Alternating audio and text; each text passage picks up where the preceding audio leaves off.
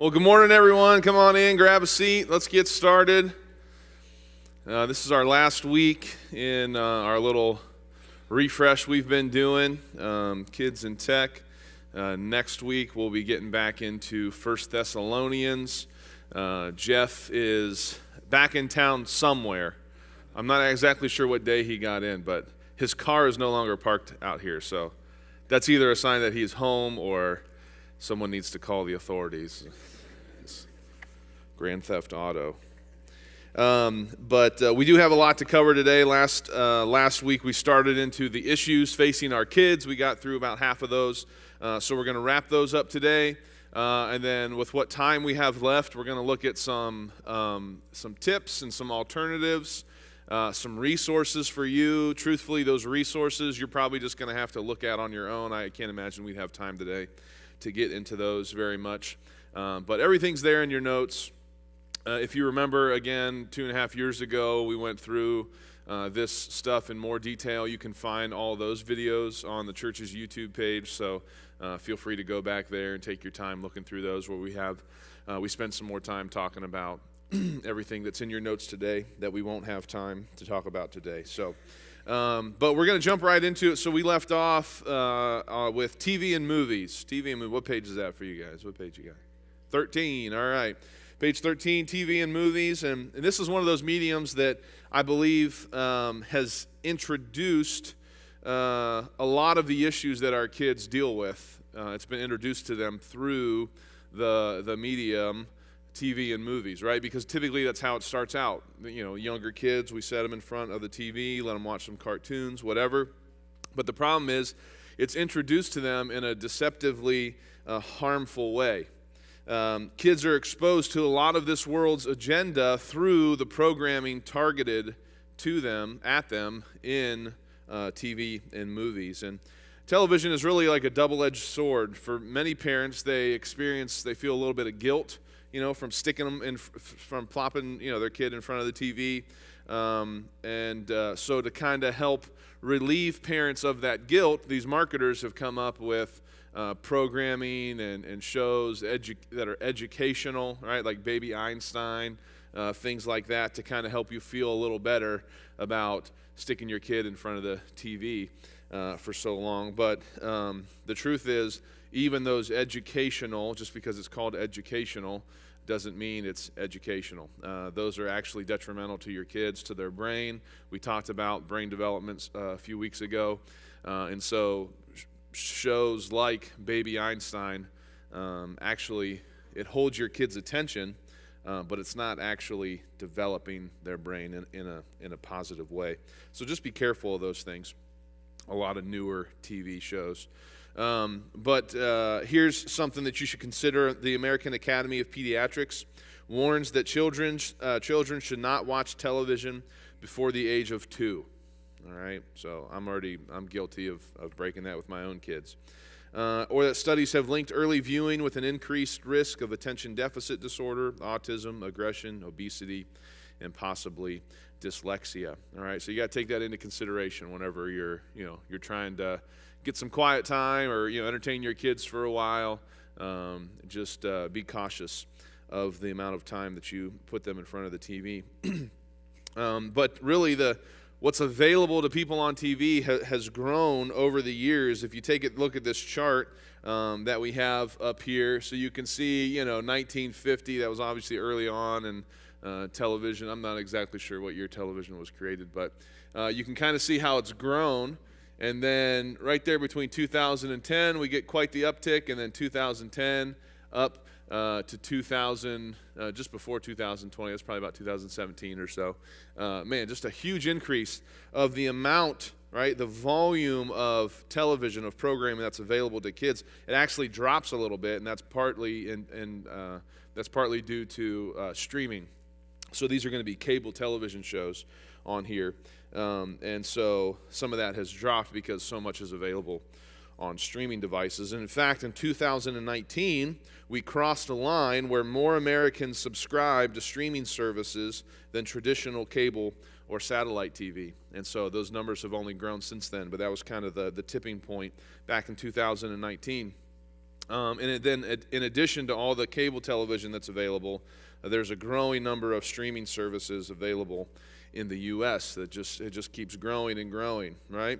There are currently over 200 video streaming services available worldwide, and Netflix alone has over 6,600 movies, series, and specials available, and that's just one streaming platform, right? So 200 of them available worldwide, and the list goes on and on and on, right? We have Amazon Prime, we have Hulu, we have Peacock, we have HBO Max, we have YouTube TV, Showtime, Starz, Philo, Fubo TV, Epix, Tubi TV, Crackle, Disney Plus, Apple TV Plus, AMC Plus, Paramount Plus, Discovery Plus, ESPN Plus, plus, and the list goes on and on. And you can find all of these niche streaming platforms as well, from anime to horror to documentaries. There's all kinds of things. They even have Christian streaming available for you. There has been an attempt by the Daily Wire, who's a conservative news source. They've set up their own streaming platform called BentKey for kids in the attempt to counter all the garbage that you're getting through all these other. So their whole thing is it's wholesome, it's conservative, it's family friendly. It's something that the kids can watch without you having to kind of keep checking on the content and everything. But there's just so many out there. And the problem is the FCC currently has no regulation over most of these platforms. And so that's why, like, when you're watching your favorite show that's on cable, and then, it gets canceled, but then, like, Netflix picks it up, all of a sudden, they're saying words that they weren't saying when you watched it on cable. They're showing stuff they weren't showing when you were watching on cable. And that's because FCC doesn't have regulation over these streaming platforms, because it's not necessarily a public broadcast, right? You are privately paying for it, subscribing to it, and so that's why you can find so much garbage through these streaming devices that you weren't able to find on cable. But there's quite a few damaging effects that come with TV and movies, and one of the first ones that I'd like to point out is just the detriment that it causes to your creativity and your imagination. Right? Television is an image-based media. This is extremely stimulating for the brain, but not in a good way. When you think about this and the way that your mind works, right, it thinks in images. When you read written words, your mind is liberated and your imagination is free to produce an endless array of images to accommodate what you're reading. How many hobby readers do we have? Like, you just read for fun. We got some. It's okay. Okay, cool. I'm trying to get better at it. But for those of you that have probably read a book before it came out on movie, you were probably disappointed whenever the movie came out, because the director's view and take on what you read was different than what you pictured in your mind, right? Because you have that freedom, that creativity to let your mind, okay, this is what the characters look like, this is what the setting looks like, and your brain is doing this creative work. It's working its creative muscle, and you're developing these images, and then you go with these expectations to watch the movie. But the problem is, when the director read the book, he was picturing something different, right? And so his vision is out there, and now yours, yours has been betrayed by the movie from the book that you read. Or, the opposite is also true.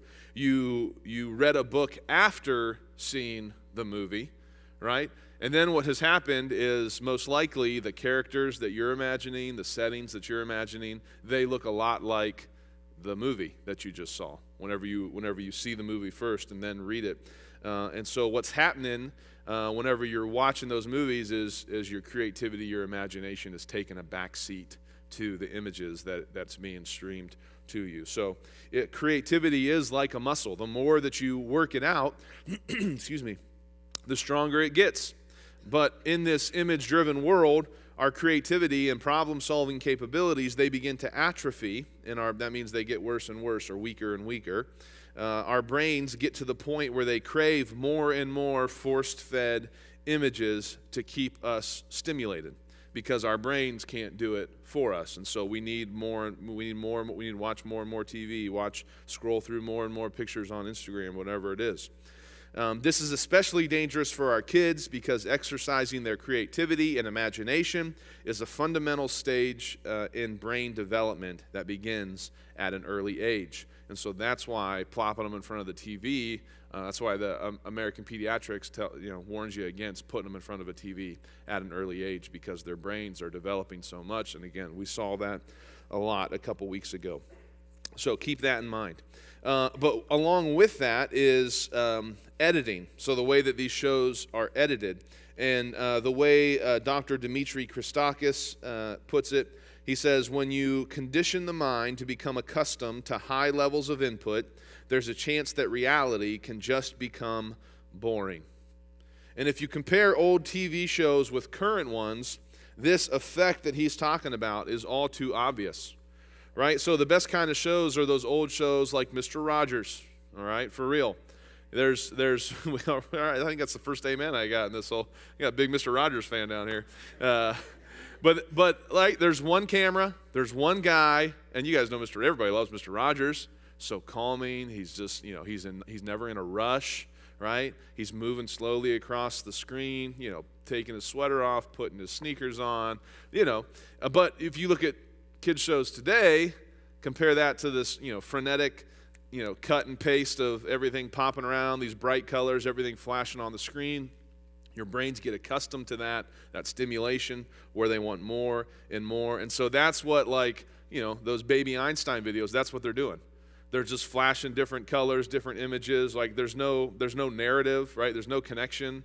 Other than maybe it's all, farm animals. But there's sock puppets, there's live videos, there's cartoons, there's shapes, there's numbers, whatever. It's just bouncing all over the place. And that stimulation keeps them focused. And you think, oh, look, they're learning something. Well, not necessarily. It's just that the fast-paced editing that they're watching is sucking them in. They get pulled into the glow of the screen like a moth to the flame. Right? Their brains take a break, and our kids go catatonic, and this is due in part to the way our brains react to radiant light. It tends to shut down in response to it. And we've experienced those times, right, when our kids are watching TV and you're trying to get their attention, right? You're like, hey, and they're gone, right? They're just sucked in. You have to get in front of them and, wave in front of their face. One photographer actually captured these zombie-like expressions of kids as they were sucked into the glow of the TV screen, right? And it's a little funny, but it's mostly sad, I think, when you look at this. These are just kids. They're just watching TV, right? And you can tell there's nothing going on back there. But the only issue is that they're watching TV. And the creators of these children's shows have seen this effect on kids where, they kind of get sucked in and they kind of go catatonic. And so they've had to compensate for it. So the television industry has started to introduce what they call startle effects into kids' programming to snap them out of these trance-like states that they get in, to help them start to pay attention again, right? So they kind of zone out, they lose focus, and so they have to startle them to get them to kind of wake up. But over time, like any hypnotic drug, kids become desensitized. And so the attention-grabbing startle effects, they had to get bigger and bigger. And so you can see this in kids' shows today. It's where everything's real. You can sometimes, as a parent, at least, you can kind of tell it's coming because things get real calm, and there's maybe a little eerie music playing in the background, and the next thing you know, it cuts to something jumping out of the bushes, right? And my kids, if we're watching something like that, they'll, it's just, those are the startle effects. And so it snaps them out of this catatonic state to get them to pay attention again. So there's enough that TV and movies are doing to our kids' brains, their imagination, the way that they're stimulated. But the other thing that we have to consider is what's going on behind the content. So we'd be foolish to think that there's not a current under the constant stream of media that our kids are watching that washes them downriver, all right? So let's not kid ourselves, or let's not be so naive to think that constant stream fed to our kids by this world has no effect on them. We have to be sober. All right, we have to realize that this stuff is affecting our kids. Don't think that your kid is the exception. And maybe your kid is. Praise the Lord if your kid is, but just don't assume that they are. All right, there is an agenda behind every TV show and movie out there. It may just be to make money, which I'm sure is at least one of the agendas behind every show or movie. It may be political, but oftentimes there's more to it. And I'm not saying that having an agenda is bad, right? You probably have an agenda for your family. You want to raise a certain type of child. You want to pass on your family values. We have an agenda at this church, even within our children's ministry, within our student ministries, right? There's certain things that we want to establish those kids in. So we have an agenda. We want to see people saved. We want to see disciples made. We want to teach the Bible. We want to strengthen families. We have an agenda to conform people into the image of Christ. However, most of the media today has an agenda that is directly opposed to our agenda. And that should come as no surprise, because that brings us to our first biblical principle for today. Satan's agenda is to steal, to kill, and destroy. John 10:10 says, "The thief cometh not, but for to steal, and to kill, and to destroy. I am come that they might have life, and that they might have it more abundantly." So, a thief, right? That's someone who makes their way into places that they are not permitted to take something that is not theirs. But the problem is, we have allowed the thief in our homes. And so we're going to use this verse to outline the agenda behind today's media. Right? So today's media has an agenda to, number one, sexualize our children. They have an agenda to sexualize our children or to steal their innocence. And this leads us to a sensitive discussion, but we can't talk about the agenda behind today's kids' shows and movies and not talk about the LGBTQ community, right? We're just coming off of Pride Month. It's been in our face for the last 30 days. And this is sensitive because, you may have friends that are dealing with this or a loved one that's dealing with this stuff. And certainly this is an attack against them personally, but it certainly is against the agenda that has sucked them in and that Satan has been using to steal their innocence. And so, we believe that Christ has an answer for that. The Bible has an answer for that. But man, we hate what it's doing to our young people. And truthfully, the statistics show that more and more young people are dealing with these sexuality struggles more and more today. And part of that is because of the media that they're consuming, both TV, movies, but certainly social media plays a big role in that. And I actually believe that media and social media in particular is at the root of what is called rapid onset gender dysphoria. Right? We're hearing a lot more and more about kids who claim to be transgender. The clinical term would be rapid onset gender dysphoria. If you're not familiar, that's the idea that at younger ages than ever and seemingly with no prior symptoms, out of nowhere, kids are questioning and confused between the gender that they were born with and how they identify or what they feel like they should be, right? So there's a boy who feels like a girl or vice versa. And that's not even getting into all the other categories of what our culture tries to define as a gender.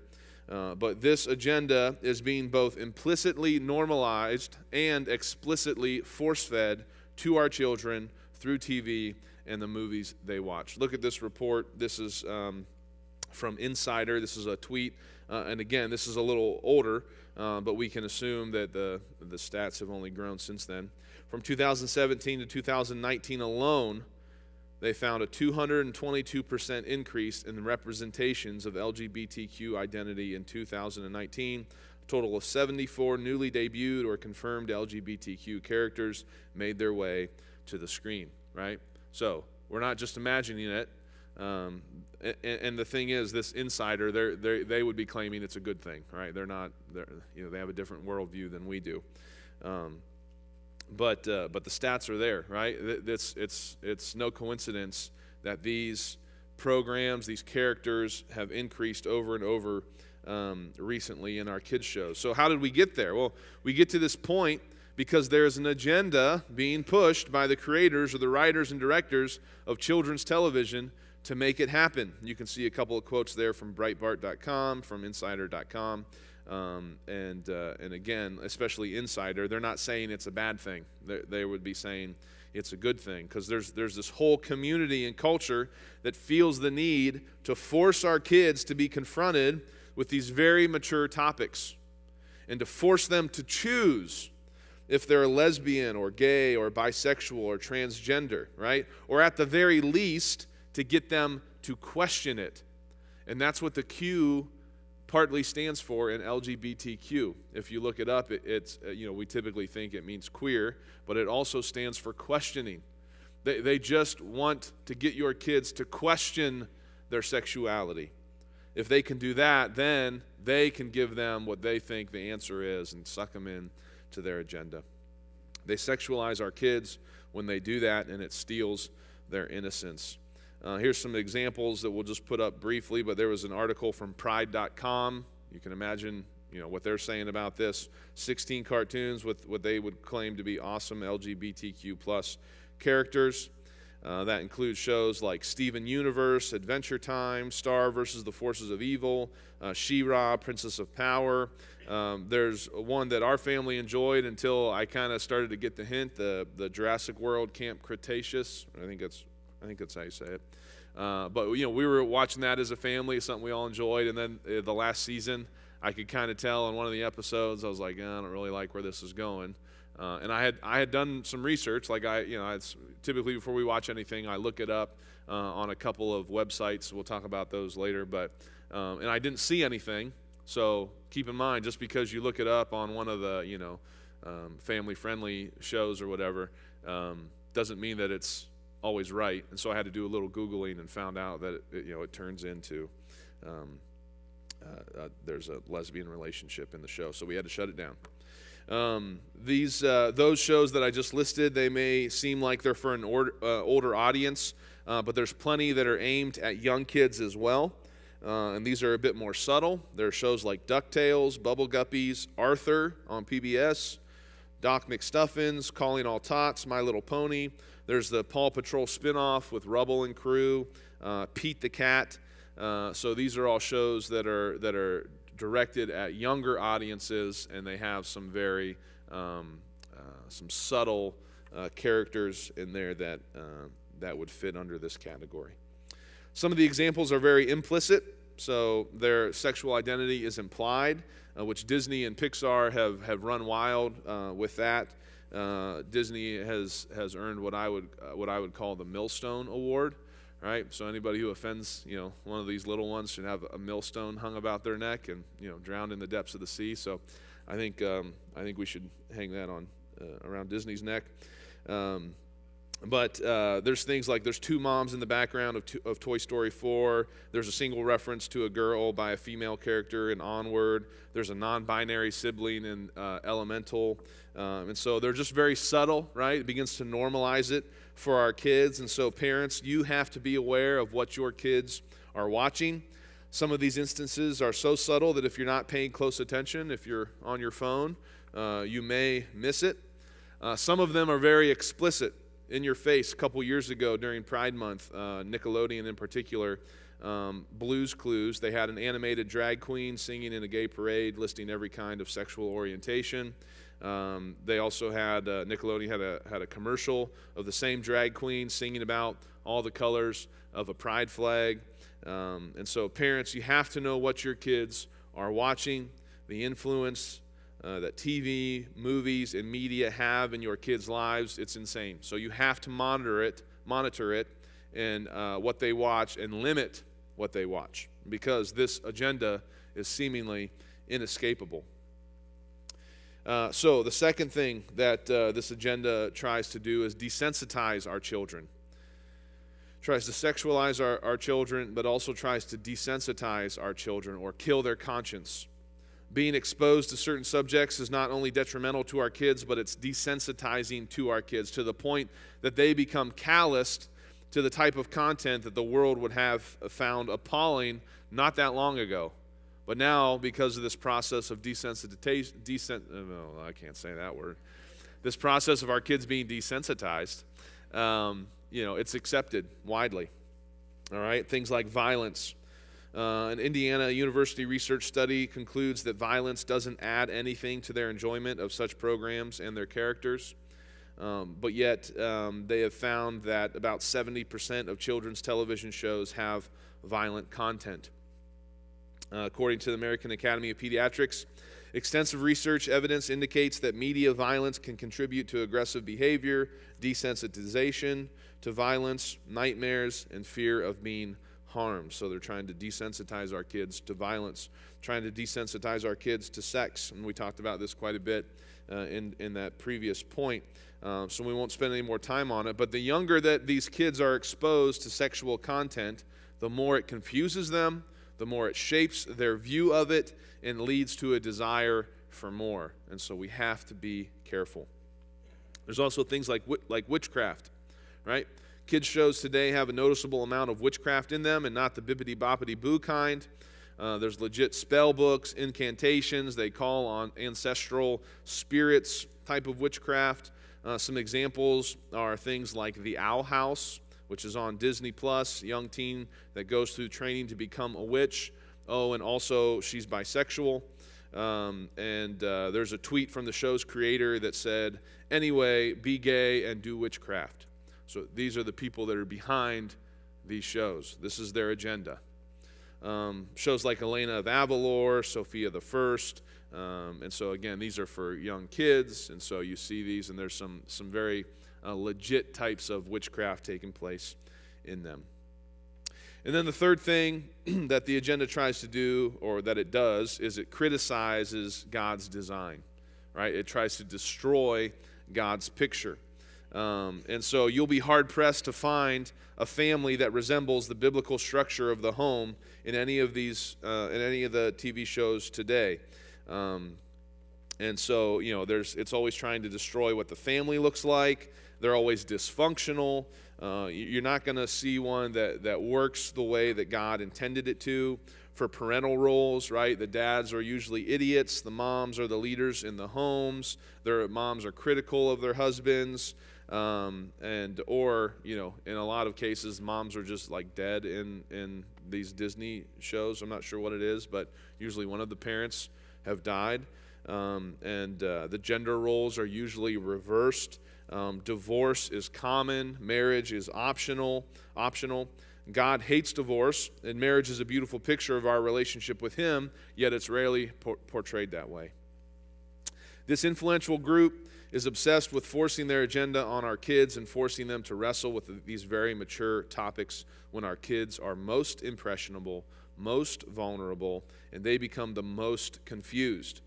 And that's the very result that they're hoping for, to confuse your kids about the way that God created them, the way that He designed your home to function, so that they can question God's purpose for men and women and family for the rest of their lives. All right? So you have to know what your kids are watching. But speaking of questioning God's purpose for things, that leads us to the next section of pornography. Pornography is any form of media written, recorded, or portrayed that is designed to create lust by exploiting human sexuality. There's the ubiquity of pornography, which means it's everywhere. 80% of porn viewing occurs on smartphones. It will appear in the most innocuous places. Your teen will stumble across porn as they search for craft pins and anime cartoons, or enter user-created worlds on popular video gaming sites like Roblox. So if your kids are playing Roblox, you better keep a close eye on what it is that they're doing there. I've seen several articles where, I'm not sure how it works because we don't play it, but where you can make your way into these worlds that are created by sick adults, essentially. So just be careful. You don't have to go looking for pornography. It will find you. The average age of first exposure to pornography is 12 years old. And if you remember from last week, the average age that a kid gets a smartphone, it's 11 or 12 years old. There's other research that shows the average age to be even lower in some places, 11 down to 8 years old. 50% of 11 to 13-year-olds, 65% of 14 to 15-year-olds, and 78% of 16 to 17-year-olds reported have seen having seen pornography in some way. And it's not just a guy's issue anymore. There's an increasing percentage of women who struggle with pornography as well. And so when porn gets personal, that the ubiquitous nature of it, so it's everywhere, it's easy to find, from the smartphone, has created a dramatic rise in self-publishing pornography. For example, sexting. According to a study by the Journal of the American Medical Association, at least 1 in 4 teens have received sexually explicit texts and emails. At least 1 in 7 are sending texts, and more than 1 in 10 teens are forwarding sex without consent. This type of behavior can lead to what is known as sextortion. To take advantage of someone sexually, or the practice of extorting money or sexual favors from someone by threatening to reveal evidence of their sexual activity. As of 2003, for that year, there had been over 12,000 cases of sextortion of a minor. So that's just a minor, and those are just the ones that were reported. According to Access.org, most targets of sextortion are teen boys who seem to be more likely than girls to send an explicit selfie to someone they aren't having a romantic relationship with. Anonymous scanners will reach out to their target over social media, engaging in a flirtation, and eventually asking for nudes. Note here that a young person who has never taken a nude picture before might be willing to do so just impulsively, and when they get caught up in all of that. Once an anonymous scammer gets a hold of incriminating material, they quickly turn hostile, making financial demands and threatening to post the embarrassing material publicly if these demands are not met. Teens might not feel comfortable talking to their parents about what happened, and panic may ensue, and which in many cases has actually led to suicide. There are resources like Take It Down. Take It Down. It's a free service that will remove nudes from the internet within 2 days. And so if someone you know or your child gets caught up in that, there's some services that'll work to remove those. But there's a lot of damage that has been done because of pornography. It's been normalized. You can see some info there from Access.org. Just more and more teens accept it, and they view it just out of peer pressure. There's an addiction that comes with it. Viewing porn activates the dopamine reward system, which makes it easily addictive and triggers the craving for more. And then it certainly sets unrealistic expectations. The brain is competitive, meaning that it maps for new exciting images at the expense of what was previously attractive. So content heavily impacts the teen brain. When porn fills a teen's mind, the images rewire his brain maps, and now the cute girl in history class no longer seems attractive. It leads to shame, it destroys relationships, and it brings us to our next biblical principle: what we see affects how we feel. Lamentations 3:51, mine eye affecteth mine heart, because of all the daughters of my city. The things that we look at, it affects the way that we feel. It affects our hearts. So don't kid yourself into thinking that it doesn't have an impact on you. Approximately 45% of teens who consume porn did so in part to learn about sex. And you know what that tells me? That tells me that the world is beating parents to the punch when it comes to having these crucial conversations. We need to talk to our kids about these things in God's terms, not the world's terms, earlier than we want to, because the stats show that they are being exposed to it, and as the parent, we want to be their source of information. So I know it can be difficult. I know it can be awkward for parents as much as it is for teens, but parents, we have to get serious about this, because the world beats us to the punch, and we talked the last week about those anchoring biases, or biases, where the first thing we hear is what we believe about it. So that was the whole thing with, well, because you have to be 13 to open up an Instagram account, that must mean that 13-year-olds can handle what's on Instagram. That's just the first thing that we heard, and so it anchors our understanding of it. The same is true for our kids when it comes to this important topic of sex and sexuality. So what can you do? Again, talk to your kids. Teach biblical principles, have the hard conversations, explain the consequences, and be honest with them. If you find that your kid has viewed pornography, or they come to you, don't panic, don't freak out, all right? approach it calmly with the right attitude. You can thank God that they actually let you know or that you found out so that you can deal with it, and then you can set boundaries for it. Okay? So I know that's a difficult conversation, but it's affecting more and more kids, adults, everybody today, and so we have to approach it with God's perspective and set our kids up to be able to get victory in that area. All right, so for gaming, there's some stats there about gaming, but the thing that I want you to see is that game designers implement what is called a variable ratio reinforcement schedule. Okay? I know those are some strange words stringed together there, but variable ratio reinforcement schedule. What they do, they use that to keep players in the game. And listen to this. Scientists have found that this is the most effective way to control an animal's behavior short of implanting electrodes into their brain. Right? So whenever they're training, rats is usually what it is. They can implant electrodes into the rat's brain and directly control it that way.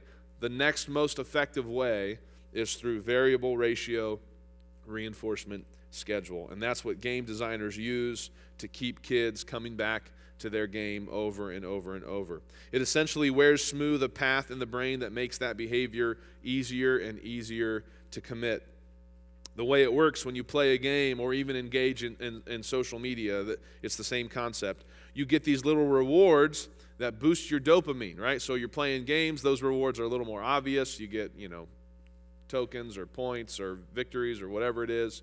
Of social media, you get a like, you get a comment, you get a new friend request, something like that. You get these little boosts of dopamine.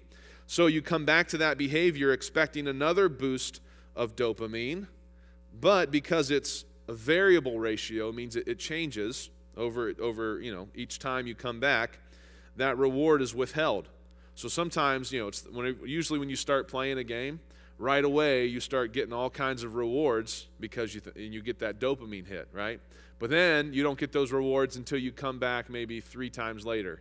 And then the next time it might not be till 10 times later, right? So when those rewards, that dopamine is withheld, you repeat that behavior over and over again, and then eventually you get that reward along with the hit of dopamine. Each time you come back to that behavior and it doesn't give you the boost that you want, your brain comes to crave it more and more. So you keep coming back, never knowing exactly which time you're going to get a hit. Again, it can be the 3rd time or it can be the 10th time. But what that does is that causes almost addiction-like behavior where you have to keep coming back, and it makes that behavior easier and easier for you to commit. So again, whether that's gaming or whether that's social media, and that really leads us then to addiction. Kids' brains are more prone to addiction. The teen brain is more susceptible to addiction. If teens become addicted to a substance or behavior early, they have an increased risk of forming other addictions as they grow into adulthood. According to screenstrong.org, 90% of adult addictions begin in childhood.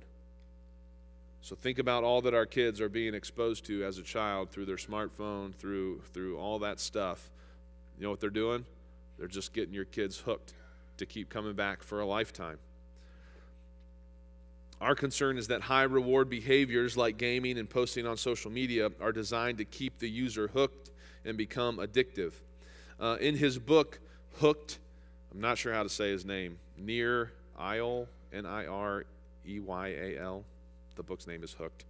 He explains the hooked model and how it's used to manipulate us and our kids into spending more time on our phones. We have a little diagram up here called the hook canvas. So just quickly to explain it, the cycle begins with an outside prompt, like getting a notification that someone commented on a post. This is step 1, which pulls you away from what you were doing. If you remember a couple weeks ago, we talked about the focus freeway, right? You're trying to get this task done and you get a notification. And because your brain is wired for that, it's easily to get distracted. It shows up on your phone and automatically sparks a desire to do an action. And so that's usually, to check social media. That's been rewarded before. So like clicking the notification to open up the Instagram app. This action sometimes leads to a pleasing event, which is step 3, an unpredictable reward. That goes back to that variable ratio reinforcement schedule we were talking about. You might find a compliment or a sign of friendship on your post. You might not. The key finding from behaviorist psychology is that it's better not to reward an action every time it's performed. If you give a reward for an unpredictable schedule, okay, again, like once every 10 times or on average, sometimes less, sometimes more, you create the most robust and long-lasting behavior. And again, that's the variable ratio reinforcement schedule. And then the 4th step is investment. So users of these apps, like social media, it offers ways for them to put a little bit of themselves into the app, which then makes it matter that much more to them. Right? This subtly leads to a sort of addiction for our kids where they don't realize that they have a problem, even though they're on their device for 18 hours a day and flunking out of school. But most addicts don't see their addiction as a problem when they're in the middle of it. The compulsion to continually engage in an activity or behavior despite the negative impact on the person's ability to remain mentally and or physically healthy defines behavioral addiction. The person may find the behavior rewarding psychologically or get a high while engaged in the activity, but may later feel guilt, remorse, or even overwhelmed by the consequences of that continued choice. And actually, a lot of teens would claim that they feel worse after scrolling through social media, yet they continue to do it. Nicholas Kadaris is an addiction expert and author of Glow Kids, where actually I got a lot of information from that book for this class.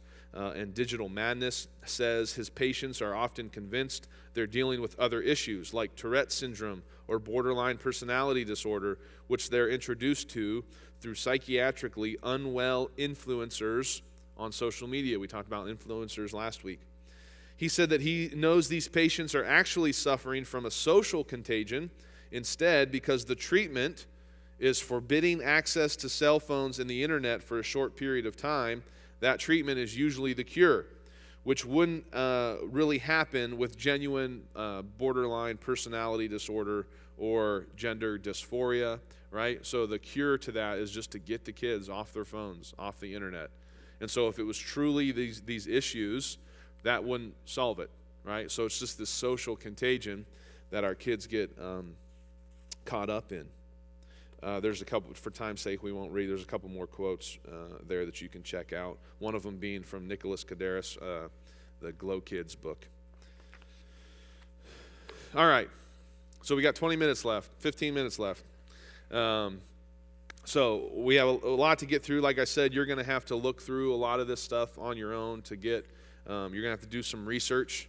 Also, we have a whole another PDF of notes. Well, I'll get to that in a second because it goes with part of this. But let me just give you a few tech tips and alternatives. Let me just point out a few, and the rest you might have to look up on your own, okay? But generally, I believe that less exposure and more control is better when it comes to tech in your kids' lives. Because remember, everything's stacked against them with their brain development, with the agenda that's behind that stuff, with the billion-dollar corporations who are spending big money to keep your kids' eyes on their screens with minimal willpower, with the minimal willpower that they have. Parents, it's going to rest on you during these developmental stages to make sure that you keep track of what they're doing, that you can even control to some extent, what they're doing, because really, after all, you're probably the one paying for it. So you, as far as I'm concerned, you have every right to do that. But first of all, just make sure that you're setting up parental controls. Use those, right?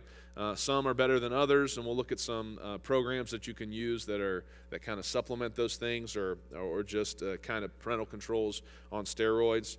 But make sure that you're using some form of parental controls on your kids' devices.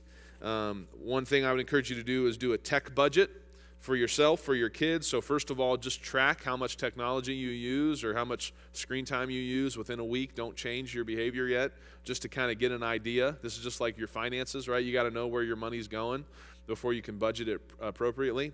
Do the same with your tech time. Track it. then evaluate, okay, do I actually want to spend this much time? Maybe your kids, don't realize that they're spending, 6 hours on their phones a day. Let's take a look at that. Do you actually want to spend 6 hours, on the phone? Is that something that you want to do? Whenever their mind's clear, the answer is probably no, right? But in the middle of it, when they're kind of stuck in that loop, they can't get out of it. So help evaluate it, right? And then eliminate it. Okay, well, let's set up some guidelines. And then create a re-entry plan. Okay, let's this week we'll get back into only using tech this much or during these times or for these purposes, whatever it might be.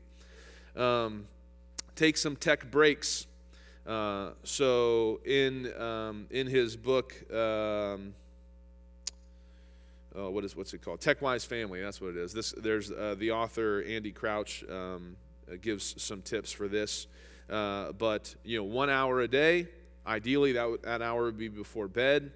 So you should wake up before your devices go to bed, before your devices should go to bed before you do.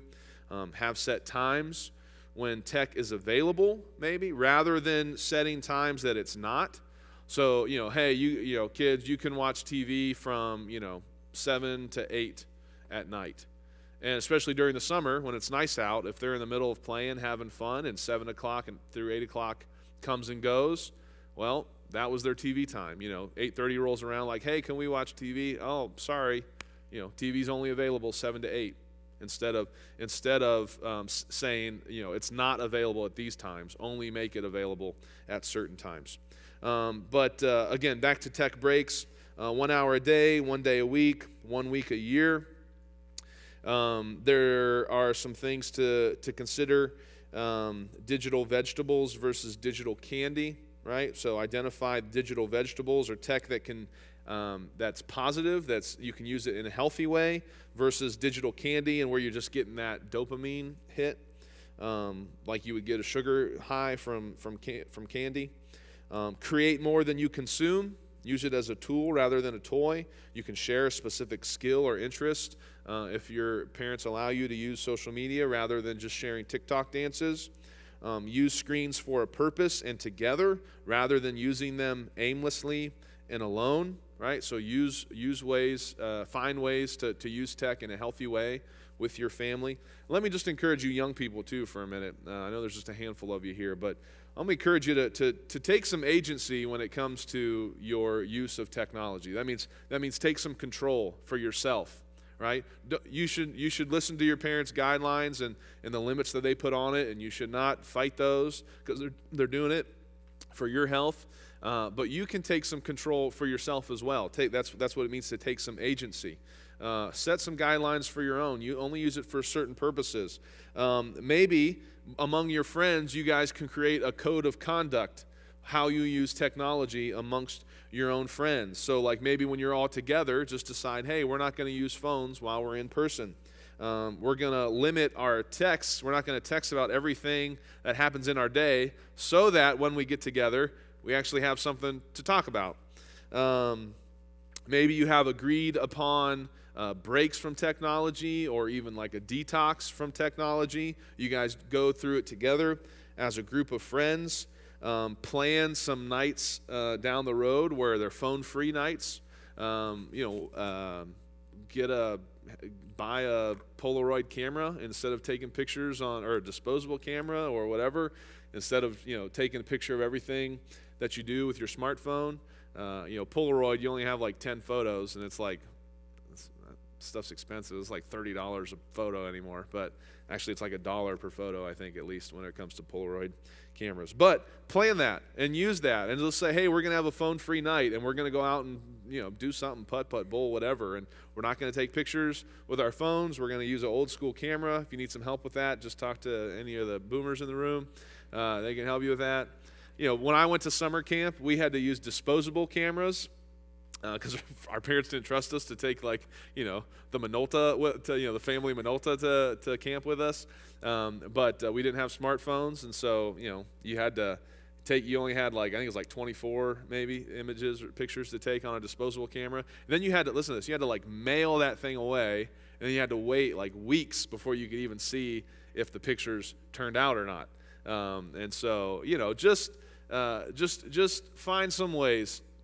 Take control for yourself Find some ways to get screens out of your eyes, out of your lives, and build those relationships with each other. Which reminds me, someone told me this week that like last week, as soon as I was done talking, within minutes, there was a group of you already down on your phones playing games. For Pete's sake, leave your phone in your pocket for 30 minutes when we're done. Talk to the people around you before church starts, okay? Let's start there, all right? I believe in you. You can do it. Baby steps, okay? Put your phone away. Talk to the people in the pew. Go get a donut, something. I don't care. Just leave your phones. Because if you do it today, everyone's going to be watching you. Everyone's going to be looking down here to see how many kids get on their phones as soon as we're done. All right, some tech alternatives, okay? Listen, kids must learn to use their time well, mom and dad. So if a teen spends, on average, 9 hours a day, which in some cases that's what the reports show, on a day on digital devices, that doesn't include schoolwork, that means they have spent over 16,000 hours online between 8th and 12th grade. Don't let this critical window for development go to waste. Think of what they could be doing instead with all of those hours, especially when we know what's taking place in their brains. Those branches are growing. Some of them are getting pruned, and so we have to take advantage of that time. Don't let them spend over 16,000 hours on devices. Teens are in a season of rapid physical, intellectual, and emotional growth, so make the most of the window of opportunity. Adolescence is also the time for teens to learn to handle discomfort, to work through relationship issues, and to practice time management skills.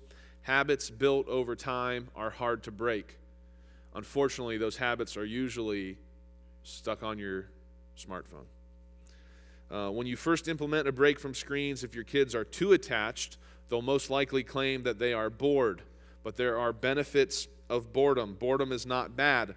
Boredom strengthens creativity and imagination. Boredom becomes motivating for them to start something or to find something new, something novel. It helps them set goals. Boredom strengthens patience. Kids today claim to be bored so easily because we have allowed technology to do the heavy lifting when it comes to keeping their attention. So most likely they are not bored, they are just lazy. Reading is a big alternative to technology. It's a brain protein, so it requires concentration, mental focus. It's also generative, right? So when we think back to that image of the tree with the branches, it's strengthening those positive branches that we're trying to grow in our kids' minds, right? It results in ever more nuanced skills of discernment, logic, reasoning. The virtue of patience is developed by reading, since it requires one to be seated, focused, and disciplined for extended periods of time. Also, just fun fact, research shows that brains retain information better that are read from paper than a screen. And students who take notes by hand are more successful on tests than those who type their notes on a computer. So some steps for raising a reader. Read aloud. There's some great resources for that. The Read Aloud Family, the Read Aloud Revolution podcast, audiobooks count under that category. And you can't start too soon. Babies can hear your voice in the womb. So just make it a habit for yourself so that it continues then with your family. And you need to be an example, okay? This is particularly difficult for dads, typically. But you have to understand, especially when it comes to your sons, they will pick up whatever you pick up, whether it be a baseball, a beer bottle, a book, or your Bible. You are setting an example for your kids, so make sure that you're setting the right one. If you're raising a reader, you have to train for it. If you've never done it before, I wouldn't recommend starting off with like War and Peace or anything like that. Start small. You can work your way up to it, especially if they've been overexposed to screens. It's going to be hard for your kids to sit still and to listen. And so train for it. Work your way up to it. Build a home library. Make books available around the house. It is an investment. And understand that not all books are created equal. So this is where there's a whole other appendix that I didn't print for you all because it's several pages long. But on that Facebook page that we have the PDF posted there somewhere, and I'll post it again this week if I think of it. But there, under each age range, it's got stuff that for them to read, to play, and like work that they can do. So finding what's appropriate for their age. Okay, encourage independent reading. There's this thing called sustained silent reading, the minutes that students spent in sustained silent reading has been directly linked to their academic achievement. Work, give them chores, help them develop life skills, create arts and crafts, cooking, play. This is a big one. I wish we had more time to talk about this, but there's a saying that's actually been accredited to several different people, so I don't know who to accredit it to, but they said play is the work of childhood. Maria Montessori, that's probably a name that some of you know. She's been accredited for it. There's also a child psychologist that's been accredited for saying that. But play is the work of childhood. It fine-tunes motor skills, develops social skills, communication skills. So I encourage you to do a family game night. There's a great blog and Instagram account called The Tabletop Family. They do a great job of giving you games to play with your kids at different ages. Make sure your kids get out in nature. Man, there's so much I wish we could talk. There's a great, that book, The Anxious Generation. There's a lot of good info on there about the importance of play in your kid's life. So again, I recommend that book. Talk to your kids. Even teenagers are saying that devices are getting in the way of that. Start the conversation early. You want to be their source of information as a parent. Be honest. Teach them teach them that their choices have long-term implications. And sometimes they need you to connect the dots for them.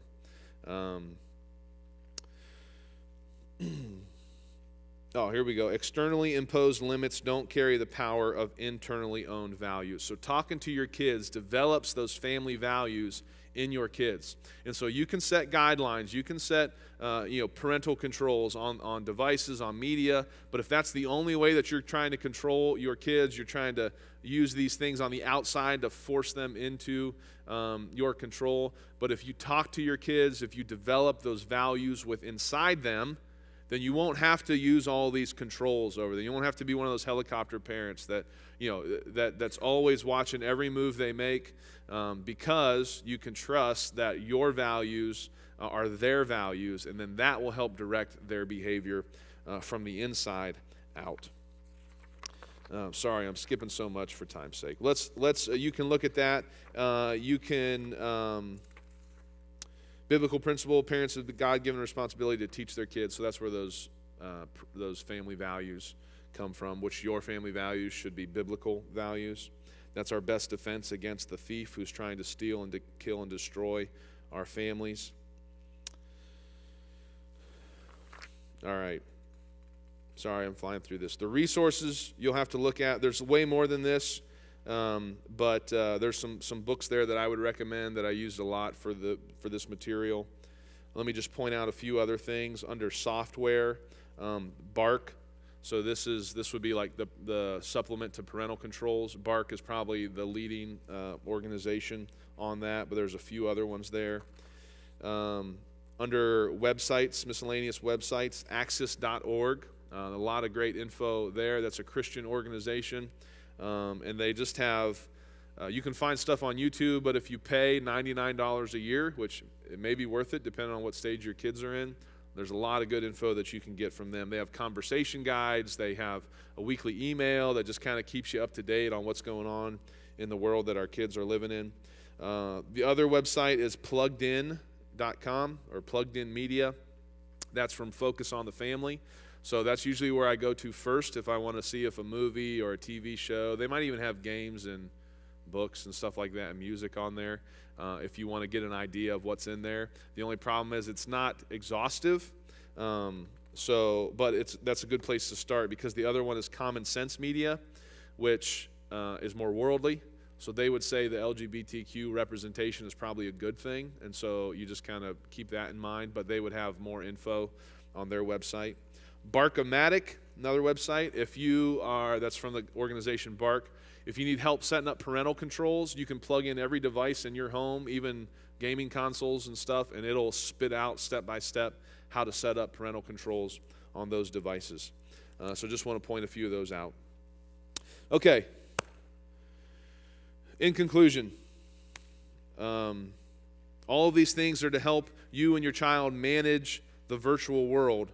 But have you ever wondered why our kids are drawn to the virtual world so easily?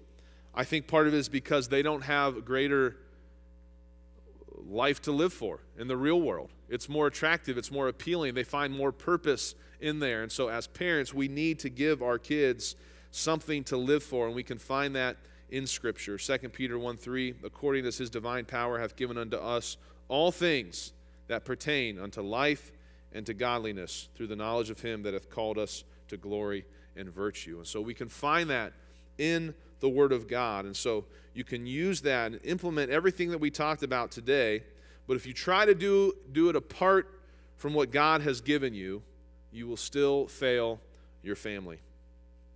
Right? The things on this list that we covered, this will not make them a disciple of Christ. It's going to take more than just these bullet points.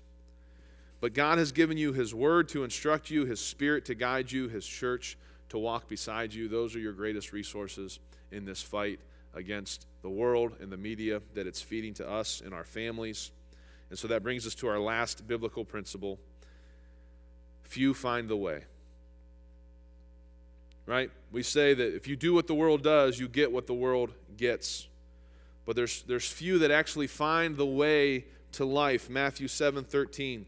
Enter ye in at the strait gate, for wide is the gate, and broad is the way that leadeth to destruction, and many there be which go in thereat. Because strait is the gate, and narrow is the way which leadeth unto life, and few there be that find it. So few people find the way in this life, because the life that leads to destruction, it's broad. It's easy, right? And it's our role as parents to set the direction for our children. And where do we want our kids to end up? A destination of destruction or of life? There may seem like there are many ways in this world for your child to take, but in reality, there are only two.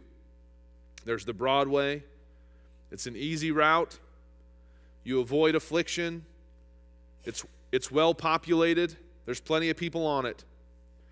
But it leads to destruction. Or there's the narrow way. It's a difficult route. You have to endure affliction, and there's few that find that way.